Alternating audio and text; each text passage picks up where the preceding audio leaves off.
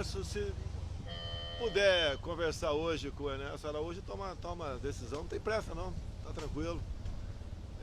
Foi um agreement até um pouco diferente, né, lá do pessoal, então eu estou muito feliz aí e tenho certeza que esses laços de amizade e comerciais com os Estados Unidos serão potencializados com o Eduardo lá. Diferente por quê, presidente? Porque teve o linguajar pessoal no documento que eu recebi. O senhor pode contar Não, pra gente? é pessoal, próprio punho do Trump, se ele autorizar, o Felipe G. Martins vai entrar em contato, se o Trump autorizar, daí eu mostro para vocês aí. Muito pessoal. Só para ficar claro sobre a questão do Eduardo, Ah. ele conversa hoje com o chanceler Ernesto e após a conversa o senhor confirma, envia ao Senado a indicação dele para embaixador nos Estados Unidos? Sim, tá vendo, eles que acertam a data para mim. Por coincidência, eu acho que foi o Eduardo que apresentou o Ernesto, agora o Ernesto está apresentando o Eduardo, tá vendo? Ó, bota o laço familiar da Globo aí, mais um. Falou? Bota lá. O senhor envia 102 hoje, passa para 104 parentes no meu gabinete, falou? o senhor envia hoje essa mensagem ao Senado? Não tem tanta pressa não, pode ser segunda-feira, terça, daí o Eduardo que decide, traz para mim o papel lá que a gente assina. Presidente, a Confederação Nacional dos Municípios. Como é que é? Recebi. Não posso falar porque é do próprio punho, mas se o Moro mandasse uma carta para mim, do próprio punho eu para ele. Segura, se o Trump autorizar, eu vou ficar muito feliz em divulgar, muito feliz, ok? Presidente, de alguma maneira... Até porque o estilo dele é bem parecido do meu.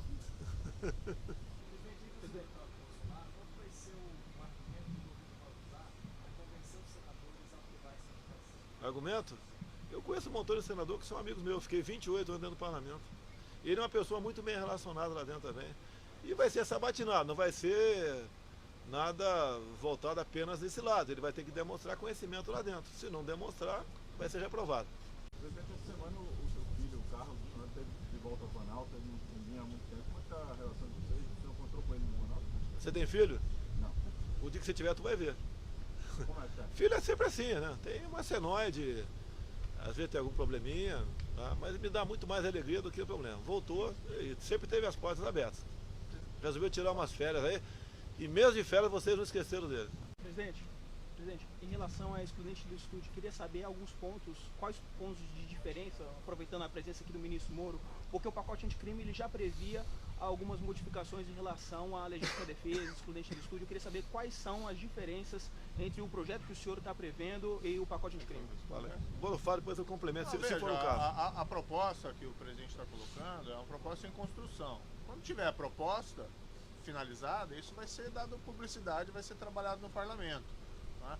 O que existe é um receio, né, somente de agentes de segurança pública, que muitas vezes trabalham em condições extremamente difíceis, quase às vezes em zonas de guerra, lugares dominados pelo crime organizado, um receio deles serem processados por terem se defendido. Então tem que se encontrar uma solução que, vamos dizer assim, proteja o agente de segurança para realizar o seu trabalho. Claro que isso não significa qualquer licença para matar ou coisa parecida. O criminoso tem que ser preso e não ser morto. Agora, precisa se discutir esse tema, porque vamos dizer assim, a questão da segurança pública no Brasil não é algo assim tão simples.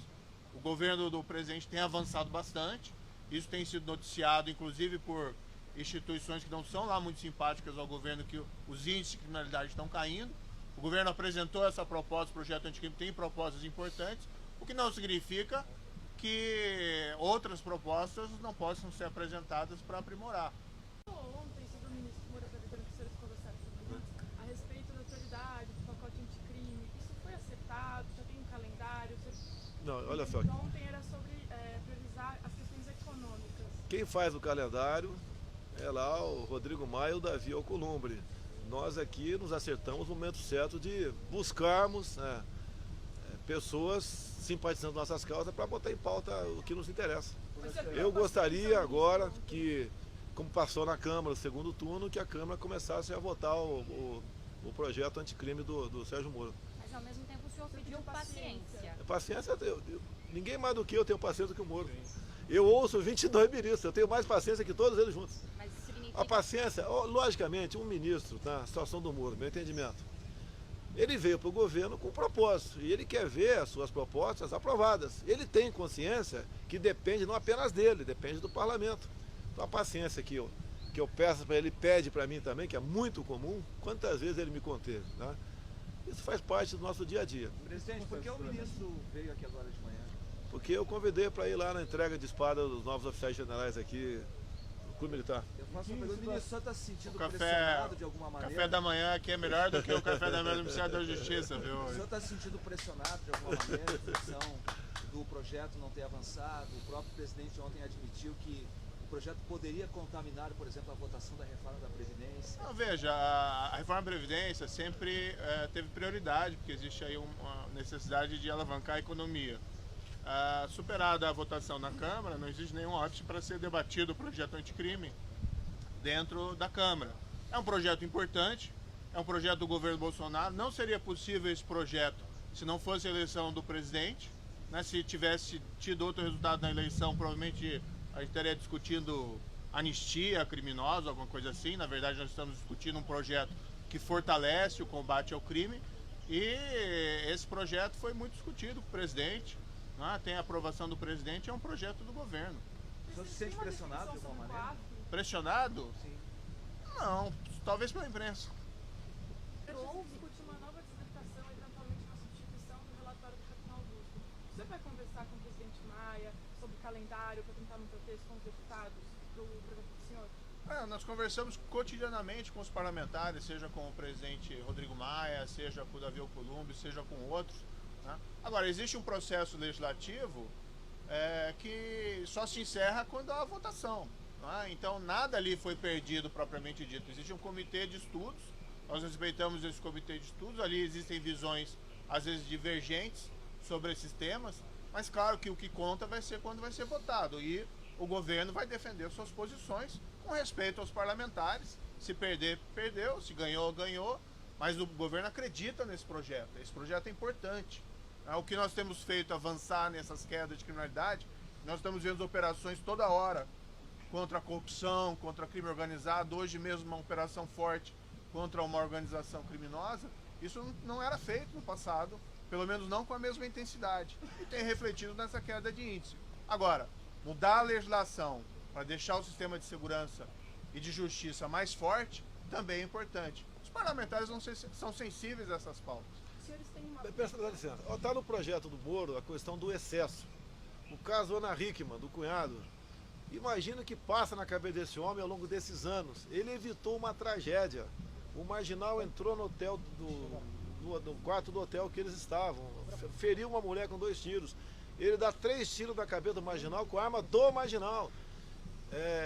Já foi pedido arquivamento. O MP lá de Minas Gerais fica o tempo todo recorrendo, está para ser julgado novamente. É justo com a Ana Hickman ir para tribunal de júri? Não vou nem falar em condenação. É justo sequer ir para tribunal de júri? Vamos na proposta do Sérgio Moro prever acabar com isso aí. Nada mais claro do que legítima defesa nesse caso, que não tem que se levar em conta a questão do excesso. Isso se aplicaria, pelo projeto do Moro, ao cunhado da Ana Hickman. E permite dizer, presidente, essa norma tem no Código Penal alemão, tem no Código Penal português. Não é nenhuma extravagância. Não, tá certo. Essa norma se aplicaria, por exemplo, ao policial que sobe um morro atirando a esmo e atinge acidentalmente uma criança? Rapaz, deixa eu responder. Olha, eu me dou bem com o governador Witzel. Eu vou entrar em contato com ele hoje. Eu não vou, tá? Para convidar você a subir o morro com um policial sem atirar. Tá? Não é atirar a esmo, mas subir o morro conflagrado, tomado pelo tráfico, tá certo? Onde esses policiais têm que resgatar um colega que está detido lá sem atirar. Agora, o que acontece é o seguinte, isso é guerra de guerrilha, área urbana. Aí entra o meu exclusão de ilicitude para a operação de GLO. Está em parte atingido pelo Moro. Você pode acertar essa câmera, topar, para ver o prato dele, deixa bem claro. Vou repetir para vocês aqui. É GLO, garantia da lei e da ordem. Um jovem soldado com 19 anos de idade, com um fuzil no peito, está numa operação dessa. Acaba tendo um efeito colateral. É justo pegar esse moleque, que é torcedor do Flamengo, do Vasco, que vai na praia, tem sua namorada, botar esse cara num tribunal, numa auditoria militar para ser condenado de 12 a 30 anos de cadeia, a responsabilidade tem que ser minha no caso de GLO, tem que ser do governador no caso de policial. E o que o bandido tem que aprender? Que tem que respeitar as Forças Armadas e as Forças Auxiliares, ponto final. É só fazer 2, 3 operações com a excludente de licitude, que acaba, a bandidagem vai acabar. Permite só um adendo, assim, não existe isso de policial subir atirando a esmo. O policial é um profissional dedicado para a segurança pública. O propósito principal dele é servir e proteger. Agora, pode acontecer numa situação de confronto, eventualmente um erro, danos colaterais, isso daí tem que ser apurado. Agora, a afirmação de policial sobe o morro atirando a esmo é falsa. Que isso, não pode fazer esse tipo de afirmação. Se o policial acidentalmente atinge um morador de uma dessas áreas. Vamos fazer uma coisa, vamos deixar o policial no quartel e vamos deixar aí o batalhão de escoteiros subir o morro. Acho que é a solução essa aí. A pergunta é só se aplicaria a ele ou não. Se aplica? Acidente é acidente. Se acontece um erro, um acidente, isso vai ser apurado, né? Evidentemente que se aconteceu isso, o policial não tem intenção de cometer esse crime. Cometer um erro tem que ser apurado se ele tem que se pagar ou não por esse erro. A proposta que existe no projeto é bastante específica, né? Esse caso que foi mencionado pelo presidente, envolvendo aquela famosa atriz, modelo, é um caso característico. Aquela pessoa não pode ser tratada como uma assassina. Defendeu a família. E as pessoas não são máquinas, eventualmente podem cometer ali algum excesso. E como eu disse, não tem nenhuma extravagância nisso. Procure lá, artigo 33 do Código Penal alemão, artigo 33 do Código Penal português, é uma reprodução exata desse dispositivo legal. Se o excesso jornalístico desse cadeia, todos vocês estariam presos agora. Tá certo? Todos vocês estariam presos. Todos vocês. Presidente, de alguma maneira... Até porque o estilo dele é bem parecido do meu. Os dados apresentados pela Confederação Nacional dos Municípios, de alguma forma, refutam a informação do presidente da Caixa de que os municípios dos estados nordestinos estariam inadimplentes e por isso não estariam recebendo os recursos da Caixa Econômica Federal. Os números mostram que, na verdade, essa inadimplência ela é quase que geral e ainda assim o dinheiro é liberado para outros estados, para outras regiões que não dos estados Não procede. Tem os governadores do Nordeste, eles querem separar o Nordeste do Brasil. Não vão conseguir. Não vão precisar de outro Caxias para manter o Brasil unido. Eles acham que são os tutores, são os reis da área. Não são os reis da área. Para você liberar qualquer empréstimo, você tem uma gama de pré-requisitos. Você não pode simplesmente liberando não ao seu bel prazer. Agora, nós temos liberado muito recurso para o Nordeste. Olha o governador da Bahia anunciando aí nas revistas de empresas aéreas que o aeroporto Vitória da Conquista é uma obra dele. Primeiro que é do povo, outra, 90% de dinheiro da União, 10% deles. Para que isso daí? Eles querem crescer em cima de obra dos outros. A falha, primeira coisa, né? Se essa petralhada e parasse de mentir, já estaria fazendo um grande serviço à nação. Mas a mentira, para eles, né, é o oxigênio. Né? Mas os dados são oficiais da Confederação. Não tem nada, a minha ponte aí, um município que na mesma situação de outro estado foi negado para o Nordeste e não para o Sudeste. Então, com todo respeito a você, isso aí os caras ficam pegando uma besteirinha lá para criticar, igual quando dois casal estão brigando. Né? Ah, você fez pipi na tampa da privada, acabou o mundo. Tá certo? Acabou o mundo, pipi na tampa da privada. Não, é verdade. Toalha em cima da cama. E o contrário também. O marido reclama da mulher. Ah, você deixou aquela péssima íntima no torneira do banheiro. Ah, acabou o mundo. Acaba com isso, pô. Acaba com frescura, pô. Presidente, durante a campanha, ainda Como deve estar, que agora o capitão Motosserra está ajudando a preservar o meio ambiente, né? Não preciso mais, atenção empresários, não preciso mais publicar os seus balancetes dos jornais de grande circulação. Foi de São Paulo, Valor Econômico, Globo, Estadão, você deve estar vibrando comigo, né? Vamos ajudar a combater o aquecimento global. Vamos facilitar a vida de todo mundo. Alguns falam o seguinte, depois da publicação do Globo de domingo, todo dia tem porrada em mim, todo dia teria um motivo. Mas essa medida é para retalhar a imprensa? Negativo. É para facilitar a vida do empresário. Por que o senhor disse que Os acionistas vão ter mais recursos, né? Vai ter mais lucro. Olha só, vai vir, porque eu estou sabendo, nota da Firjan, da Fiesp, da Fierg, tá? Fierg, elogiando essa medida nossa. Acabou. Não precisa mais de publicar balancete em jornal, ninguém lê. Por terça-feira eu vi lá o Valor Econômico, 11 páginas para uma empresa publicar seu balanço que ninguém lê. Eu acho que nem acionista lê. Presidente, então por que o senhor disse que estava retribuindo ataques da imprensa ao assinar essa medida? Retribuindo ataques? Não, estou mostrando para a imprensa que que nós estamos evoluindo.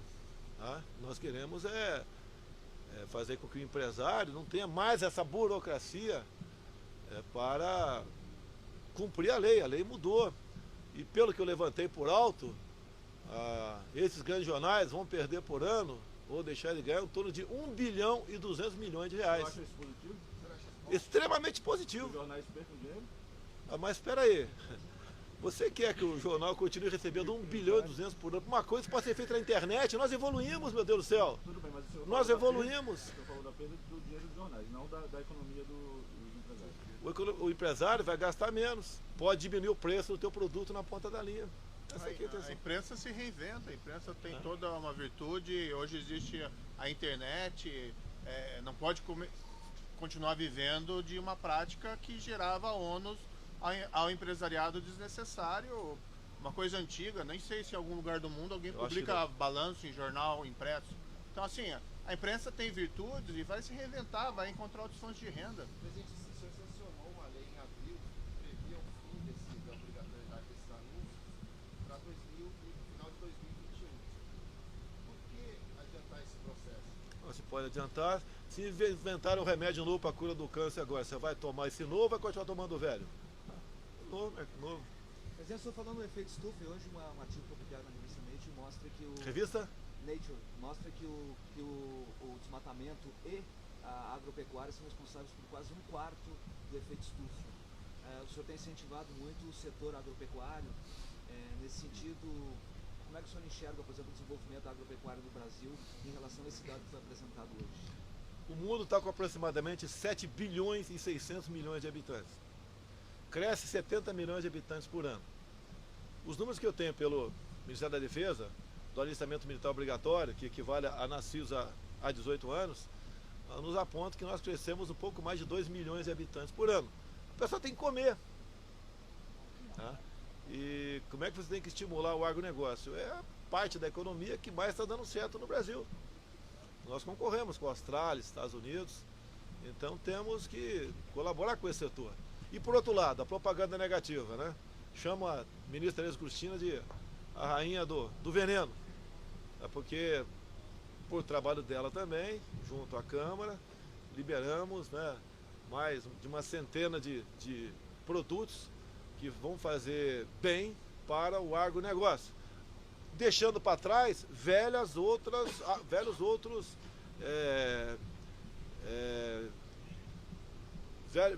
outros tipos de combate a pragas no campo. Estamos evoluindo. Agora, por que essa pressão enorme?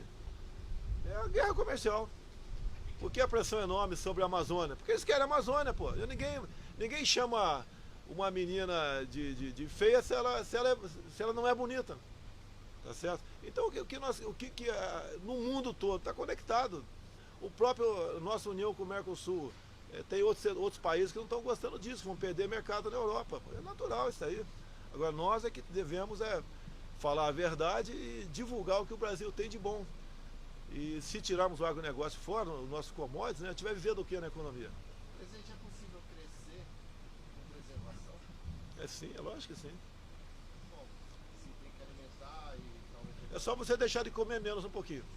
Tá? Quando se fala em poluição ambiental, só você fazer cocô dia sim, dia não, que melhora bastante a nossa vida também. Tá certo? Agora, o mundo, quando eu falei que cresce quase 70 milhões por ano, precisa de uma política de planejamento familiar. Não é controle, não. Você vai estar na capa da Folha amanhã que estou dizendo que tem que ter controle na natalidade. Planejamento familiar. Você vai ver que as pessoas que têm mais cultura têm menos filhos. Eu sou uma exceção à regra, tenho 5. Tá certo? Mas como regra é isso. Você falou que já teria um novo nome. Não tem um novo nome. Ontem o senhor falou que falaria sobre o ouro. Não, faltaram alguns dados. Foram 700 quilos de ouro roubado. O imposto total está na ordem de 7%, mas eu quero apurar o valor exato. Eu quero mostrar que essas riquezas, como o ouro, saem do Brasil, a maioria de forma clandestina, e nós temos que botar um freio nisso. Eu acredito que não podemos mandar para fora as riquezas dessa forma. Você vê, o próprio Roraima exporta ouro com uma mina apenas legal, que produz muito pouco, exporta uma grande quantidade de ouro. Agora, quando fala legalizar o garimpo, o mundo cai na minha cabeça. O que é legalizar o garimpo? É dar dignidade para o garimpeiro que não sabe fazer outra coisa. Porque eu já rodei em garimpos pelo Brasil. Né? É dar dignidade, legalizando, ajuda a preservar a questão ambiental. A gente vai fazer tudo para que não haja consumo de mercúrio. É isso que queremos fazer o garimpeiro. E essa riqueza produzida lá, venda aqui no Brasil. Essa riqueza fica aqui dentro, quem sabe, para a Caixa Econômica Federal, ao lado de um pelotão do Exército. Mais ou menos, não me critique, por favor, e o Padrão foi um pouquinho Serra Pelada, arrumou o negócio, estava bagunçado, foi lá o Exército Brasileiro, foi lá a Caixa Econômica e arrumou bastante a extração do ouro. E o ouro tem que ficar, no meu entender, em grande parte no Brasil. Agenda de privatizações, presidente, o senhor tem uma perspectiva, o ministro Paulo Guedes já apresentou um cronograma? Está com o Salim Matar essa proposta, não é fácil privatizar também, que eu falei que Salim Matar. Salim, pelo menos, umazinha por semana você tem que resolver, tá certo? Umazinha, uma estatal pequenininha, começa por aí. As maiores vai ter problema, em grande parte passa pelo parlamento brasileiro. Nós queremos, com todo respeito, o que foram estatais até o ano passado? Foco em corrupção, apadrinhamento político. Olha a Petrobras, tá aqui, ó, o Moro fala Petrobras melhor do que eu. Olha a Petrobras. Meu partido teve gente indicada para a Petrobras. Olha os fundos de pensões, indicações políticas. Olha os Correios comprando papéis de Hugo Chávez. Por isso talvez estava faltando papel higiênico lá na Venezuela. Talvez por causa disso. Quebraram postales, pô. Emprestando dinheiro aí. Olha o BNDES. Ocupação política. Eu tava agora em Itapira, São Paulo. Uma planta lá que está pesquisando cura do câncer, né? Eu falei, olha, por exemplo, o padrão dos nossos ministros dos anteriores. Eu citei o Marcos Pontes. Se você perguntar para os ministros da ciência e tecnologia anteriores ao Marcos Pontes, ele não ia saber a diferença de lei da gravidade para gravidez. Não tinha como dar certo um país desse. Pega o padrão aí de demais ministros e veja os que antecederam a eles. Qual foi o critério de indicação? Não tinha como dar certo. Vocês me questionaram muito, né? Governabilidade. Eu respondo a pergunta. Como é que é a governabilidade? Como era conseguida no passado? Estamos em perfeita harmonia com o parlamento. O parlamento, não são todos, é uma minoria, entendia que devia continuar como antes. Não é imposição minha. Eu falei durante a campanha, pela primeira vez na vida, estando presidente, está honrando o que prometeu durante a campanha. A imprensa tinha que estar vibrando com isso. Presidente, como o senhor interpretou? Não, tem PGR, passamos para talvez sexta-feira, semana que vem, a gente decida aí. Por que, presidente? Porque é uma escolha muito importante, né? Mesmo quando você se casou na tua vida, você não escolheu bastante para se casar? Pô? E ela também escolheu bastante para casar contigo. Aumentaram os candidatos? Não, isso aí tem. Todo mundo está no páreo, uns 80 no páreo, é esse? Ah, tem bastante gente. Tem uns 80 no páreo. O ministro Moro fez alguma recomendação, né? E ele, em grande parte, eu me aconselho com ele muita coisa. Eu sou técnico do time de futebol, ele é um jogador, então o jogador conversa comigo, dá sugestão, esse nome talvez não dê certo, aquele seja melhor, assim como os demais ministros. Eu sou uma pessoa que, para contrariar que muito falaram de mim no passado, né, eu sou extremamente democrático. COAF, o que acontece com a COAF? Nós, foi decisão nossa, na MP, ir para a Justiça. O Congresso mudou, é natural, e indo para a economia, tem alguma mudança. Agora, o que nós pretendemos é tirar o COAF do jogo político. Tá? Pretendemos. Vincular o E BC? temos conversando, exatamente, já está sabendo, é vincular o Banco Central. Daí acaba, tudo onde tem a política, né, mesmo a gente tendo bem intencionado, sempre sofre pressões de um lado ou de outro. A gente quer evitar isso daí. Não há desgaste para mim nem para o Moro. O COAF lá, porventura, caso vá para o Banco Central, vai fazer seu trabalho sem qualquer suspeição de favorecimento político de um lado ou de outro. Leonel segue no cargo se foi pro BC, presidente? Aí vai depender, olha só, se vai ser para o Banco Central, quem vai decidir é o Roberto Campos. Agora, o que parece que ele pretende é ter um quadro efetivo do COAF, que mudaria de nome, inclusive. Como que isso mudaria a questão de indicações políticas, presidente? Olha só, eu posso hoje chegar para o Moro e falar, Moro, tira o cara da COAF aqui, chega no entendimento, tira. Ele quer evitar isso daí. Quanto menos o Estado, a política interferir no destino do Brasil, eu entendo que seja melhor. Presidente, o Rodrigo Maia disse que o senhor é um, abre aspas, fruto dos nossos erros. Como é que o senhor fez essa declaração? Olha só, com muita naturalidade. meu entender, não foi uma crítica pessoal para mim. Eu acho que o Rodrigo Maia, parabéns pela, se é que ele falou isso mesmo, tá? Porque olha só, mudou realmente de esquerda para centro-direita ou direita o governo. Então, o erro acho que não é dele, né? É da esquerda que estava no poder. O tio Maia disse também que o governo não tem base. Que avaliação que o senhor faz dessa afirmação? Olha só, ninguém esperava a reforma da Previdência ter essa votação toda. Tá? O parlamento, né? Quem conduz o parlamento, a Câmara, é o Rodrigo Maia. Tá? Eu tenho certeza que outras propostas, como a reforma tributária, é interesse dele e da grande maioria dos parlamentares. Nós estamos mostrando que a base do governo, tá, são as ideias que nós todos temos. O próprio Rodrigo Maia deve botar em pauta a votação do porte em toda a área rural. Eu conversei com ele na semana passada e deve botar em pauta isso aí. E uma pauta minha, passou a ser dele também. Estamos dividindo. Daqui a pouco estaremos morando juntos, com toda certeza. Ministro Moro, como o senhor interpretou, por exemplo, as palavras do ministro do Supremo Tribunal Federal, que ao se referir aos integrantes da Lava Jato, disse que era uma organização que cometeu todo tipo de crime, uma série de crimes. Como o senhor recebeu essa afirmação? A Lava Jato mudou a história do país. Nós tínhamos uma tradição de impunidade da grande corrupção e a Lava Jato mudou esse quadro e ser reconhecido pela população brasileira. Agora eu não comento declarações de ministro Supremo. Pessoal, obrigado aí, pessoal. Ministro, Um abraço nos homens, um beijo nas mulheres. Até a próxima.